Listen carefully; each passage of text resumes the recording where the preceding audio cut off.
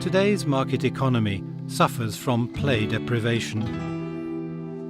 Can we recover the sense of settled place and conviviality that communities knew before the demands of economic growth descended like a frost on public joy?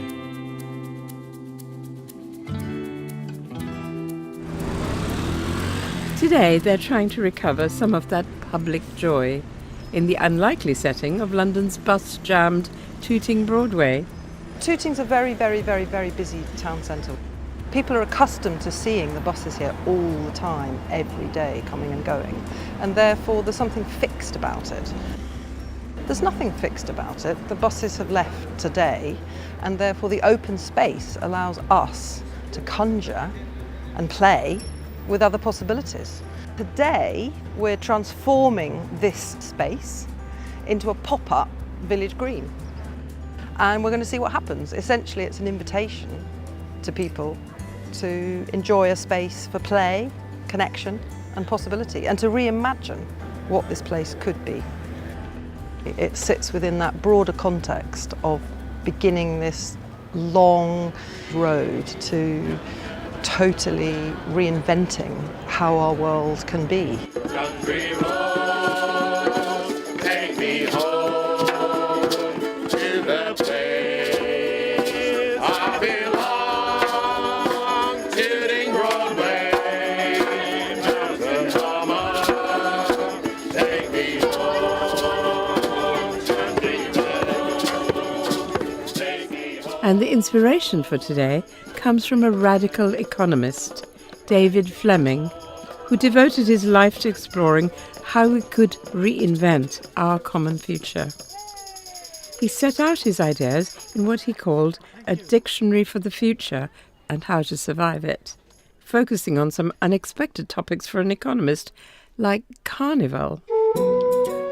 Historically, carnival spanned the buffoonery of the Feast of Fools, the erotic Saturnalia of Rome, the holy holidays of the church's calendar, all the local days of festival in which communities for most of history have put down their work and concentrated on enjoying themselves. And I love this event of saying, what would happen if that place, which is full of buses and diesel fumes and noise, and that nobody goes, nobody has conversation there, nothing convivial ever happens there, what would happen if we turned that into a village green? And to not just ask the question, but then to say, so, should we try? I can sort of imagine David wandering around here. The thing that I always loved about David's work and David's writing was that although he was an economist kind of by training, he was much more than that. It was underpinned by a vision of what we could create out of the mess that all the other economists have created, the sort of car crash that will inevitably result from conventional economics, or what comes afterwards. And do we want to be looking forward with a very dystopian vision, or actually do we want to create from that a vision where we can have carnivals and parties and where the food is better and the conversation is better? And that always underpinned his approach to economics, the idea that actually this is the opportunity to really create something better. Oh, my sunshine, my only sunshine, you make me happy. The community building of the future will explore the intensely unfamiliar.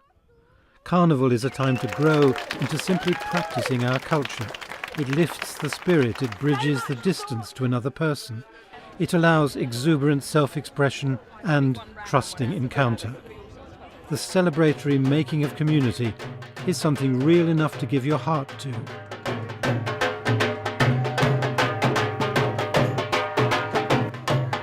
But Carnival was about far more than fun and games.